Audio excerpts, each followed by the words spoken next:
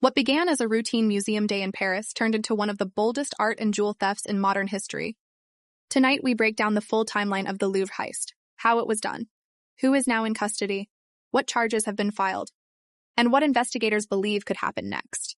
The Louvre is not just a museum. It is one of the most protected cultural sites on Earth. Home to priceless works of art. Heavy security, constant surveillance. Yet in just a few minutes, thieves walked out with historic French crown jewels that had survived revolutions and centuries of conflict. Here are 3 key points. 1. How the thieves entered and escaped. 2. Who has now been arrested and charged. 3. What authorities believe may happen to the missing jewels. The heist took place during regular museum hours. 4 individuals disguised as construction workers approached the Denon wing of the Louvre. Their clothing and equipment allowed them to blend in without raising immediate suspicion. Using a freight lift, they reached a first-floor balcony that sits above public access zones. From there, they forced entry through a window using power tools. Once inside the targeted gallery, they moved directly to display cases containing historic French crown jewels. The operation inside the museum lasted only a few minutes. They smashed open the cases, seized multiple historic pieces, and immediately exited using the same lift. 2 getaway scooters were waiting outside. The total operation from entry to escape took less than 10 minutes. The stolen items were part of France's crown jewels collection. These artifacts date back to imperial and royal eras of French history. Authorities confirmed that several high-value pieces were taken. One piece, a damaged imperial crown, was later recovered near the escape route after being dropped during the getaway. The remaining jewels have not been recovered. The historical value of these items is considered irreplaceable. Investigators say the group relied on speed, disguise, and precision. They used construction-style clothing for camouflage. They used a freight elevator instead of public entrances. They used cutting tools to breach both the window and the display cases. They used 2 scooters for rapid escape through city streets.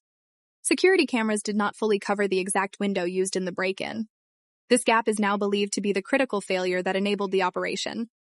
Within hours, French authorities launched a full national investigation. Evidence recovered at the scene included tools, protective gear, and electronic equipment. Forensic teams analyzed DNA, fingerprints, and tool marks. Surveillance footage from surrounding neighborhoods was reviewed frame by frame.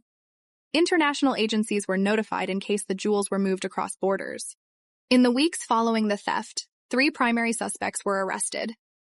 They were charged with organized gang robbery and criminal conspiracy. This week, authorities announced that a 4th suspect has now been captured. Prosecutors believe this completes the core group responsible for the heist. Investigators also detained 1 additional person accused of assisting after the fact. The suspects now face multiple serious charges. These include organized gang robbery, criminal conspiracy, and aiding and abetting.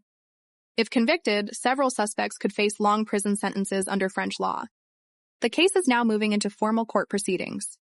As of today, the majority of the stolen jewels remain missing. Authorities believe there are 3 main possibilities. The items could be hidden inside France. They could already be smuggled out of the country. Or they could be dismantled to prevent recovery. Interpol has been notified, and the jewels are now listed in international stolen art databases. French officials have confirmed that security procedures at the Louvre are now under review. Additional surveillance systems are being installed. Structural vulnerabilities are being reevaluated. The theft has triggered widespread criticism and demands for accountability at the highest levels. Authorities continue searching for the missing jewels. Recovered artifacts could drastically strengthen the prosecution.